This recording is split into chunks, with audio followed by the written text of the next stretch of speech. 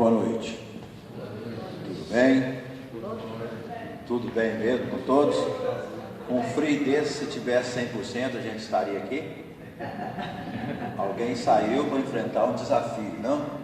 Buscar talvez o exercício da fé naquilo que acredita, buscar conforto e correr atrás de melhorar a si mesmo, de trazer harmonia para a convivência espírito-matéria e também buscar o conhecimento. É uma alegria muito grande conhecer, não a casa física, que essa eu já conheço com a Dona Nova, já faço palestras aqui, mas conhecer o trabalho espiritual que vocês se propõem a fazer. Realmente é a primeira vez, através do Marcos, que me cobrou algumas vezes, né? E vamos achar uma data e conseguimos nos encaixar dentro desse quadro. E hoje estamos aqui para fazer a nossa reflexão. A abordagem da noite, ela vai reafirmar aquilo que Jesus nos deixou como mensagem no Evangelho de João. Quando preparava-se para nos deixar, para voltar ao reino, ele disse: eu vos enviarei o Consolador, e ele vos ensinará todas as coisas. Ele coloca no Consolador qual era a missão que o Consolador tinha, mas numa expectativa de que todos aqueles que o recebessem procurariam a instrução que ele traria para reformar-se, para mudar a maneira de ser. E ao longo de toda a sua missão, ele sempre nos convidava a mudar a nossa maneira comportamental. As pessoas que o procuravam, que eram beneficiadas com as suas bênçãos, com as suas graças, ao retirar-se, o que Jesus dizia a elas? Vá e não peques mais. Vá e mude a maneira de ser. Aprenda com o que foi corrigido. Vá e mude a sua maneira. Ele sempre nos convoca a mudarmos o nosso comportamento. E nada melhor do que mudar o comportamento pelo saber, que é aquilo que rege hoje a máquina do nosso universo. E aí eu pergunto, qual escada você vai escolher? Porque a escada evolutiva, ela tem um tempo finito na nossa caminhada. É você que define. O tempo que você vive não lhe dá a liberdade de postergar tudo para o futuro. Quando isso acontecer, eu vou estudar. Nós temos a urgência do aprendizado, porque a reforma demora muito mais do que aprender, do que caminhar. Primeira coisa que nós devemos mudar a nossa maneira de pensar. Não nos vermos como vítimas de nada que nos acontece. Olha a frase de Bezerra: não nos encontramos no mundo assinalado apenas pelos delitos de erros pretéritos. Nós não viemos aqui apenas para pagar pelos erros cometidos em outras oportunidades reencarnatórias. Nós viemos dentro de uma proposta de expiação que sim, ao longo do tempo, vai depurando o nosso ser espiritual. Mas não é esse o objetivo principal. Na pergunta 132, qual é o objetivo da reencarnação? Qual foi a resposta dos espíritos? Deus impõe a reencarnação como forma de chegarmos aonde? À perfeição. Olha que avalista que nós temos. Alguém aqui já se imaginou perfeito? Já teve essa ousadia? Deus já te viu perfeito. Tanto é que nós aqui voltamos. Ele nos avalizou. Vá e quite os seus delitos, porque vocês são os meus servos em processo de aperfeiçoamento para melhor servir. Deus não escolheria aquelas pessoas imperfeitas se ela não se propusesse as mudanças. E se eu tenho que servir a Deus, eu tenho que me condicionar a evoluir sistematicamente, a aperfeiçoar, a depurar. Quando tomamos o nosso banho diário, que agora está meio traumatizado, está meio traumático, mas tomamos um banho para sair, até que o banho não é nada, o duro é sair do chuveiro. Minha esposa, 2 semanas atrás, me levou para um sacrifício total. Eu não tinha férias, ela falou: consegue um dia que nós vamos lá para o Rio Quente. Eu falei: não faz isso com o velho, não, pelo amor de Deus. Estatuto do Idoso, capítulo 4.537, versículo 2.400. Não sacrifique o idoso e não exponha ao frio. Entrar naquele rio é perfeito, é maravilhoso, mas sair daquele rio é algo que mata, né? E aqui é a mesma coisa, nós vamos servir a Deus através da depuração do nosso espírito. O corpo limpa daquilo que o mundo adiciona a nós, mas quem vai limpar o espírito? É Deus que vai limpar nosso espírito? Claro que não, somos nós mesmos. Ele não vem ser co-parceiro na minha caminhada, Ele me coloca como coautor da minha vida. Ser quem somos é aceitar as nossas histórias de vida, física, material, mental e espiritual, como são agora. Eu não tenho que ficar atritando com aquilo que eu me tornei, com aquilo que sou. Eu tenho que me aceitar dentro de uma proposta de evolução continuada, porque nós somos aquilo que nós conseguimos ser. Agora, quando eu me aceito como ser espiritual, eu facilito a minha renovação, porque eu me percebo não perfeito, eu me percebo um aprendiz, eu me percebo um aluno a caminho do aprendizado, eu me percebo pequeno, mas não simples e humilde e subserviente ao mundo, mas me adequo à necessidade de crescimento através do aprendizado. O que me faz grande não é o que eu tenho, é o que eu sou e o que faço com o que tenho. As pessoas confundem sabedoria. Sabedoria é a quantidade do que eu sei, é a soma dos meus. Não, sabedoria é a aplicabilidade daquilo que eu faço com o que eu sei. É como eu ajo com o conhecimento. E aí eu vou renovar, vou crescer e vou mudar para melhor. Como que nós nos autodefiniríamos? Eu pus ali, somos a soma de nós mesmos. Se você fizer uma análise bem consciente, sem agressões pessoais e internas, quem é você hoje? Nós não somos a soma das nossas capacidades? Eu sou, nessa encarnação, o produto de todas as minhas outras reencarnações. Eu sou o que eu consegui ser. Eu vivo nessa encarnação uma colheita daquilo que é bom, que é ruim, do que foi plantado em outras épocas. E Deus me dá a gestão da minha futura reencarnação. Olha que amor perfeito. A sua reencarnação está horrível, está ruim, está querendo pular do barco? Ganhe tempo e programe a outra. Comece a plantar, comece a trazer, porque nós trazemos tudo isso. Nós somos as somas daquilo que conseguimos ser. Deus não adiciona nada e nem retira. Aí alguém diz, mas a minha orelha é muito grande, isso é genético. Meu nariz poderia ser menor, isso é genético. Deus não interfere. Mas aquilo que carregamos dentro e o entendimento que eu tenho daquilo que eu me tornei, é o que eu tenho que aperfeiçoar. Para que servem as religiões? Originaram-se das filosofias, trazendo conceitos comportamentais. Jesus veio dentro de um segmento, trazendo e se propondo a ser o quê? O guia e modelo para um segmento. De todas as religiões cristãs, a doutrina espírita é a que nos traz mais responsabilidade com aquilo que aprendemos do Cristo.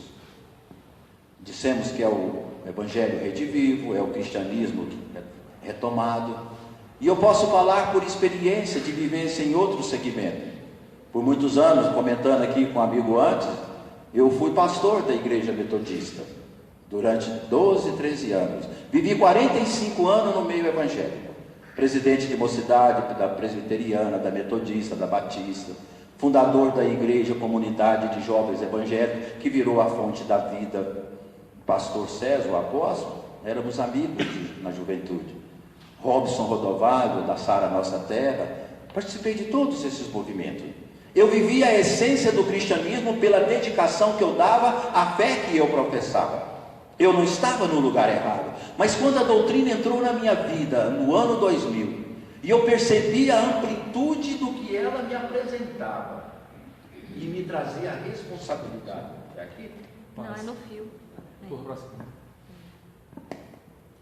Ó, voltei. Onde estávamos, não desencarnei ainda.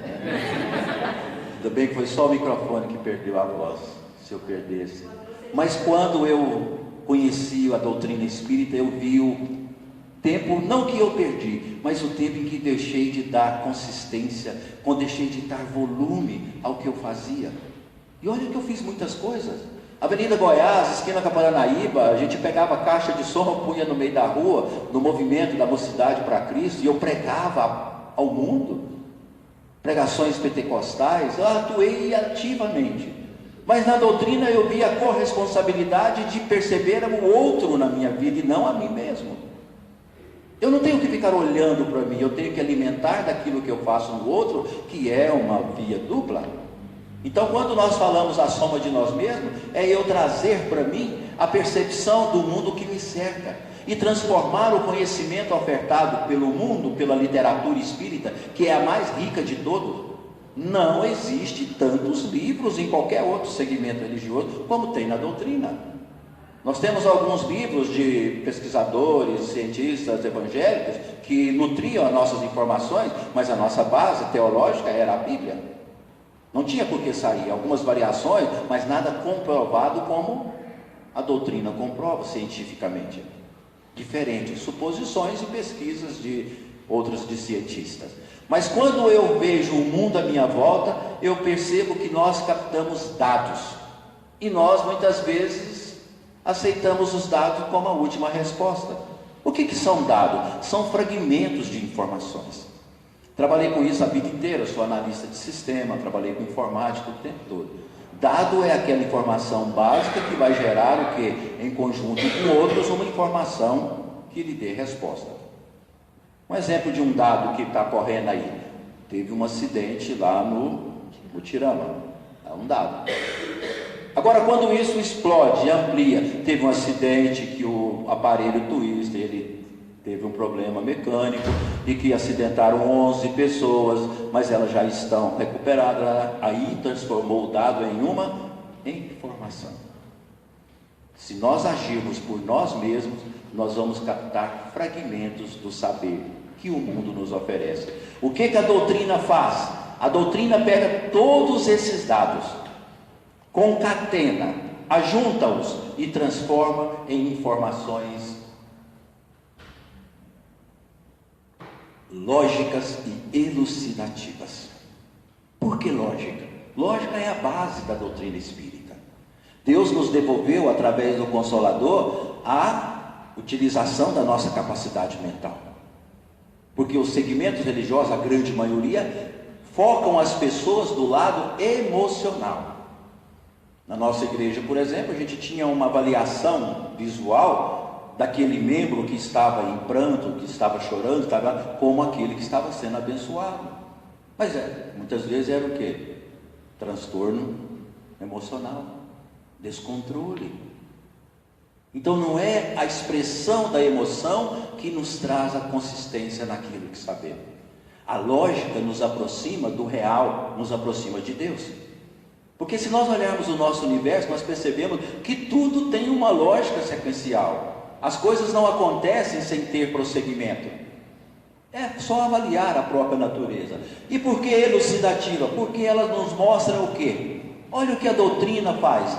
Quem somos, de onde viemos, para onde vamos e o mais importante, o que podemos fazer enquanto estivermos a caminho. O que a doutrina então nos responde através da literatura espírita? Nos contextualiza o porquê reencarnamos. Porque a pergunta sempre é: o que eu vim fazer nessa vida? Eu não sinto nada, não tenho prazer, não tenho emoção. Quantas pessoas falam assim? E esse é o caminho para quê? Para abreviar a sua própria vida. As pessoas não se sentem úteis e acham que ser útil está fazendo favor para todo mundo.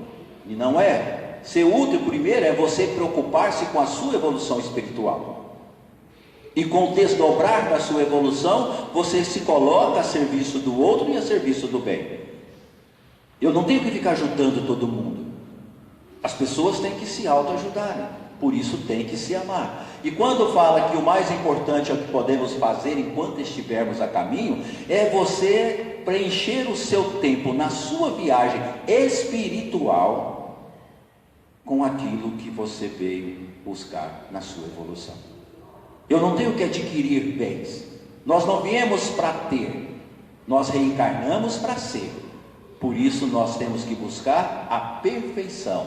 E aí eu tenho que instruir, conscientizar-me. Esse ciclo é ruim. Muitas vezes a gente percebe pessoas, quando eu comecei há 17 anos na doutrina, lá no grupo Regeneração, eu entrei e comecei com noções básicas, né?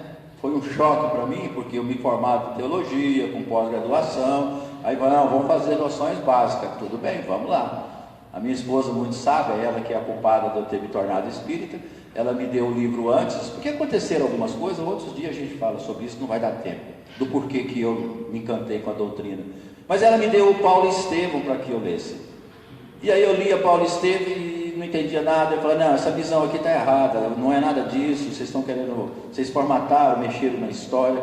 Eu não me lembro o capítulo, mas você já chegou no capítulo, vamos pegar aqui um capítulo hipotético. Capítulo 22, leu, já leu, pai, cheguei, o que tem lá? O que diz o capítulo? Não, fala que o Paulo foi para o deserto, ficou lá num oásis, e aí o que você achou? Foi uma perda de tempo, o cara era uma sábia, conhecia, agora isola o homem para ficar esperando viajantes que passavam lá a cada 3, 4 meses, tratando de camelo, usar uma capacidade daquele homem para fazer isso? Lê de novo, você não entendeu. Aí eu li de novo, até que caiu a ficha. Ele tinha que quebrar a resistência do saber que o tornava-se orgulhoso, arrogante, prepotente e sábio em tudo. E foi o que ela fez. Então você vai fazer noções básicas sim. E eu entrei com um grupo, olha, o cara me cansava, não vou citar nome não, que vocês são de lá. Mas o instrutor me conhecia pouco, mas eu tinha que amar aquele cara e torcer para ele acertar de vez em quando, mas torcer para ele.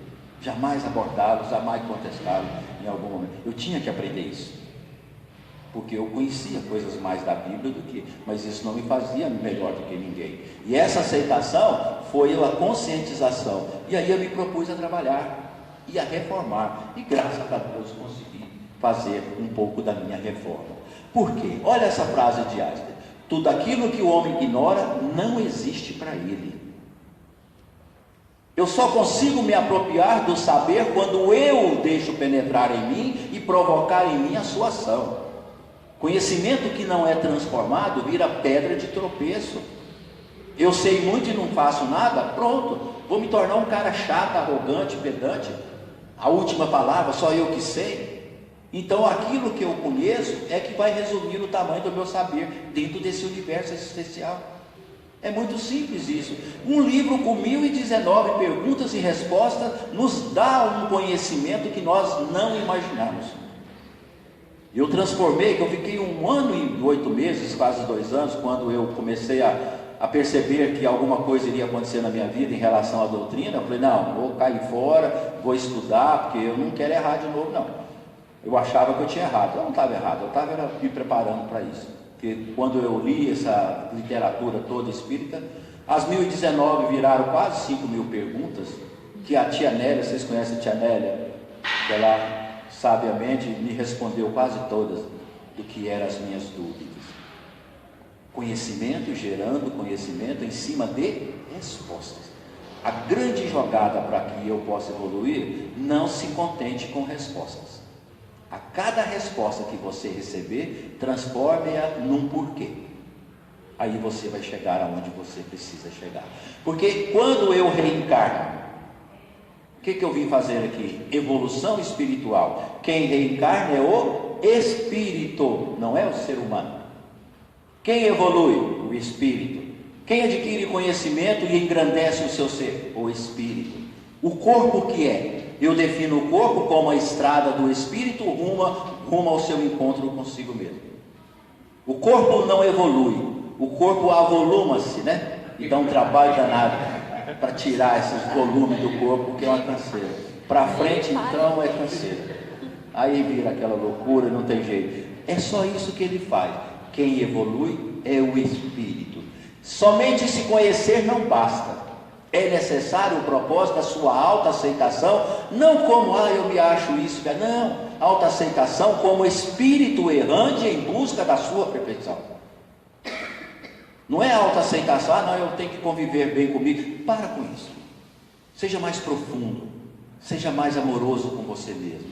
Perceba em você uma missão espiritual e divina. Não agradar pessoas. Perceba em você a mão de Deus dizendo: vá, filho, eu acredito em você e sei que você pode ser melhor. Isso é você exercitar a autoaceitação. E eu defino: amar-se e aceitar-se, aceitar-se e instruir-se, instruir-se e reformar. São esses passos que nós temos que ter. Eu chamaria de processos existenciais. Se você não tiver essa sequência lógica dentro da sua vida, não vai adiantar nada. E é crescimento. O reformar-se é útil. Como que eu me reformo? Trabalhando sistematicamente todos os dias. Eu dirijo uma casa espírita que entram pessoas, ficam lá 3, 4 meses, aí desaparecem. Aí você encontra, e aí, você não voltou lá mais? Olha, posso ser sincero? Eu prefiro que seja. Não, é sempre a mesma coisa. É sempre os mesmos assistidos, porque minha casa é um assentamento urbano, eu gosto de pobreza, de periferia, eu gosto de sofrimento. Meu público lá são meus companheiros de outras encarnações. Eu tenho lá de 14 a 15 bêbados e drogados, literalmente, ao sábado. E alguém falou para mim: olha, eu faço palestra aqui ao sábado, o dia que você proibir a entrada dos bêbados e dos drogados, que eles me atrapalham. Eu falei: meu amigo, então foi um prazer imenso, porque se essa turma está comigo, eu estou exatamente com quem eu mereço. Eu talvez não seja alcoólatra anônimo nessa, mas na outra eu fui. Nessa eu tenho CPF, identidade. Se eles estão aqui comigo, eles precisam de mim e eu preciso deles, para vencer a resistência de abraçá-los. Porque abraçou, tonteou. Se ele fala no seu pé do ouvido: ô seu Flamar, acabou. Vai lá devagar. E eu tenho que vencer isso. Orgulho, perceber mau cheiro. Para que isso? Sábado passado distribuímos marmitex em Goiânia. A gente faz um trabalho de 200 marmitex no terceiro sábado. Cheguei num depósito ali perto do Segal, gritamos, a gente grita: olha a janta, né? E veio uma senhorinha lá abrir. Aí ela falou: o que é? Eu falei: é a janta. Tem certeza? Eu falei: claro, estou aqui trazendo a janta para vocês. Aí ela: chega para cá. Queria me ver, porque aconteceram muitas violências nesses depósitos, né? Tanto é que fecharam, a grande maioria. Tiraram o meu público era esse pessoal. Aí a hora que ela chegou, falou: é janta mesmo? Eu falei: é. Ele falou: mas eu não acredito. Eu falei: o que eu não acredito? Não tem nem 5 minutos que eu fiz a oração pedindo a Deus para arrumar um jeito, porque o homem não veio pesar a minha coleta, eu não tenho dinheiro, não sei o que eu vou comer. Eu falei: você está bem na fita, Deus já mandou, acabou de avisar ali com outro amigo: olha, vai levar a janta lá para Dona Maria, nós viemos trazer. Não desacredite em Deus, tenha fé sempre. Não, eu tenho. E quase todo sábado passa alguém aqui e traz janta. Então, aí ela saiu e falou: posso dar um abraço? Eu falei: pode, claro que pode. Esse abraço é a energia que nós precisamos para fortalecer a nossa existência, a nossa fé. É o simples, procurando dar àquele que se preocupou com ele o retorno necessário para auxiliá-lo, não para nos tornarmos melhor do que ninguém, mas para sabermos que nós temos importância, e que se é a mesma coisa todo sábado, se a entrega das marmitas é sempre a mesma coisa, não acontece nada de novo, e eu quero emoção, eu quero novidade, eu estou no caminho errado. Eu tenho que servir com simplicidade. Jamais matamos o ser velho que existe em nós. Então a sua reforma íntima não é agressiva, não é eu destruir o cara que fui, senão eu estou jogando fora todas as minhas reencarnações, mas é você conquistar, renovar e educar, ou seja, transformar-se. E quando eu me transformo pelo saber, eu tenho base existencial, porque explica em mim aquilo que sou. Reforma íntima é a melhoria de nós mesmos e não a anulação de parte de nós. Então quando eu digo eu tenho que matar esse lado meu, que quando olha para as pessoas que estão bem vestidas, eu fico: não, você não vai matar, você vai educá-lo, a olhar e não sentir ciúme, não sentir inveja. Você vai transformar aquela energia que teoricamente potencializa numa energia negativa, numa energia positiva. Isso é transformação do ser, porque eu vim inteiro e tenho que voltar inteiro, levando o quê? A evolução da minha reencarnação. A doutrina chega no auge, no ápice. Eu não decoro mais, há muito tempo eu decorava versículo, aí eu me senti muito à vontade na doutrina espírita, não vou decorar mais nada, nem pergunta, não tem nada para dizer. Porque quando a gente chega num púlpito, né, numa igreja, e você decora lá uma sequência de 7 ou 8 versículos, e você cita-os, aí todo mundo: o pastor é bom, Você é avaliada pelo tanto que você decora. Aqui não tem nada disso. Eu falo para você, numa pergunta que está lá entre a 1 e a 1019, vocês vão procurar, pergunta se a doutrina espírita continuará sendo crença, considerar sendo material de estudo ou será crença comum para a humanidade. Você já leu essa pergunta, não? Alguém aqui já deve ter lido. Os espíritos respondem: a doutrina espírita se tornará crença geral da humanidade. Passar-se-ão 3 gerações até que ela chegue ao ápice do conhecimento e das informações. O que são 3 gerações? Naquela época acreditava que uma geração era de 75 anos. Joana de Anjos fala 75, Emmanuel fala 70, mas isso é de menos. Eles resolvem isso lá para cima. 1857, 75 anos foi a época da revelação. O mundo espiritual bateu, ó. Nós estamos aqui, vocês não estão só. E foi complicado para ir, demos um trabalho, arrastou mesa, corrente, uma série de coisas. Parede, muita coisa. Aí depois veio o da reputação e da solidificação, que foi de 1050 até o período de 2007. 2007 nós já estamos aqui. De 2007 a 2082 é a época da regeneração. Nós viemos como precursores nessa transformação para mudarmos a energia do nosso planeta. Então nós somos conclamados a ressignificar a nossa vida, a repensar nosso comportamento, a avaliar e edificar a fraternidade como a forma e a energia que vai unir todos os povos. Essa é a nossa responsabilidade. A era de regeneração, substituindo a era de expiação, já se faz presente. E à medida que ela evolui, nós somos as colunas que daremos a sustentação às mudanças que virão. A gente está ouvindo isso todos os dias. Na internet tem várias falas de Divaldo, de Haroldo, principalmente que a gente mais ouve, que muitos espíritos de alta estima já estão aqui, reencarnados para dar sustentação. Mas isso vai acontecer quando? Lá para 2040, vai mudar tudo isso. Essa energia negativa, principalmente no nosso país. 2052 é o pulo do gato, mas encerra esse período em 2082. O que a doutrina nos traz então nesse momento especial? Apenas 5 coisas serem alcançadas. Primeiro, elevação acima das paixões. Pare de se apaixonar e desapaixonar por coisa. Paixão mata, paixão é o ápice do descontrole humano. Paixão por um clube, por uma camisa, mata outros torcedores. Paixão é aquilo que acaba nos denegrindo como ser humano. Controle e moderação de desejo. Hoje nós gastamos muito mais do que nós desejamos do que o que nós necessitamos. Para com isso. Para que trocar de celular a cada 6 meses? Mas esse modelo é lindo, maravilhoso, é tudo o que eu pensava. Daqui a 2 meses vai ter outro melhor ainda e você vai ser prisioneiro disso. Não existe mais o último modelo de nada. Não existe. Tem um futurista que é brasileiro, da IBM, fala: acabou-se o último modelo. Tempos atrás tinha isso, né? A gente ficava com o último modelo até o outro ano. Agora acabou. Tecnologia a nanosegundo não existe mais. Conduta e calma e serenidade. Tenha paciência, equilíbrio e harmonia na condução da sua vida. Não se exalte, não perca o controle nas suas relações. Porque depois que você verbalizar o seu sentimento em relação a alguém, por mais que você vá, abrace, afague e peça desculpa, não vai ser a mesma coisa. Então tenha calma, serenidade, porque esse Espírito veio para te ensinar a ter paciência.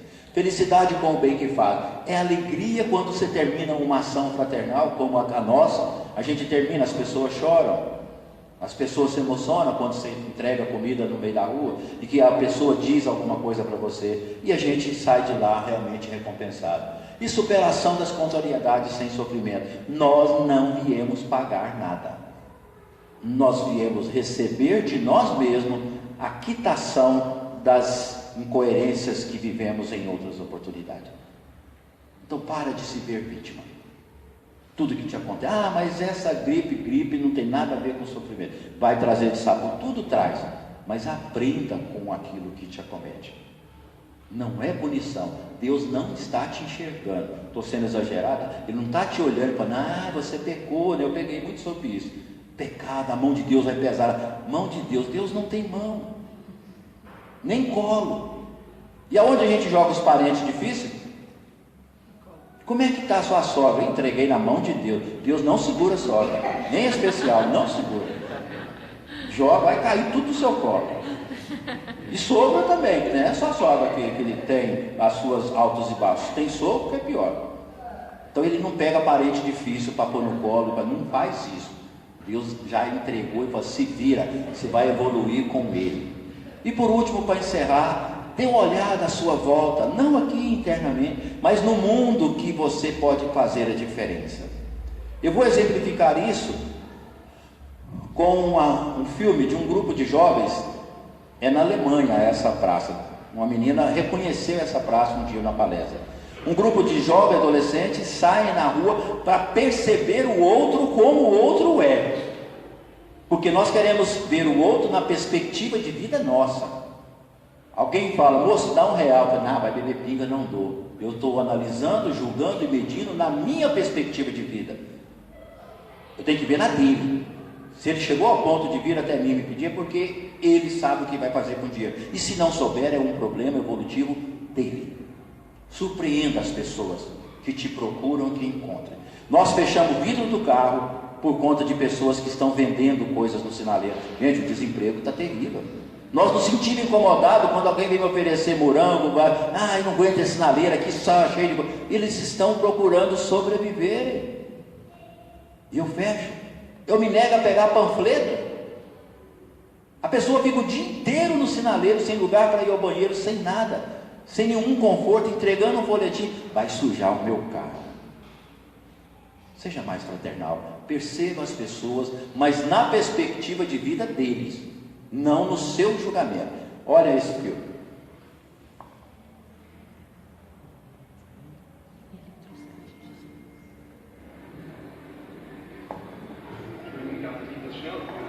Ich würde mir gerne mal deinen Eimer leihen, wäre das möglich? Ein Eimer. Ja, ein bisschen drauf spielen. Spielen mit meinem Eimer. Ein bisschen Musik machen.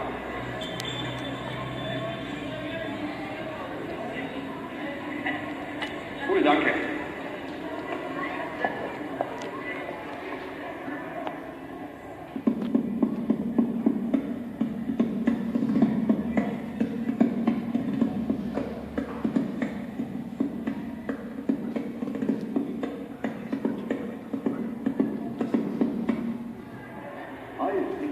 Ja? Probieren wir noch mal was anderes.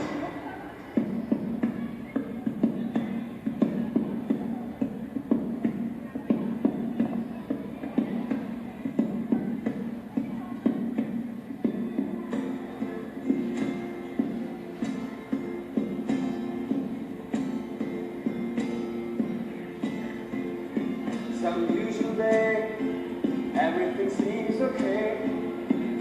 Lights in the room are perfect for work. The headphones are like sheep to the silence. The fun would be if you could take it in. Oh, another chance to change is gone. Everything you want, but first you have to find them. This is the day. Don't look away from the wings of humanity today. This is life. Life is too short to waste and chance.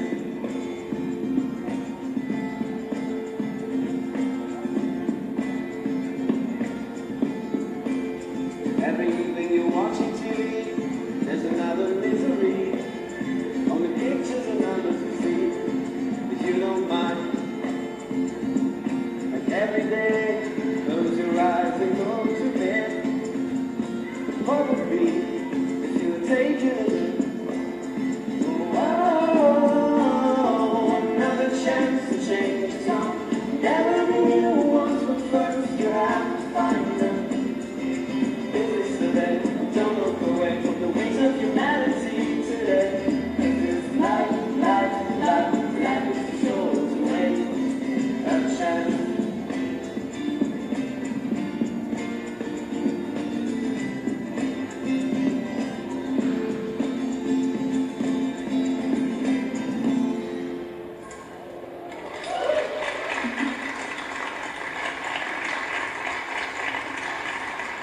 Dank für den Eimer.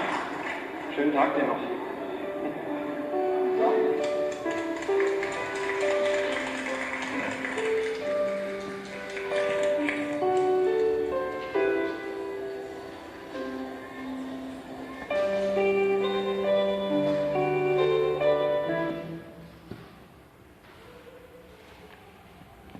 Vocês acham que esse homem vai escrever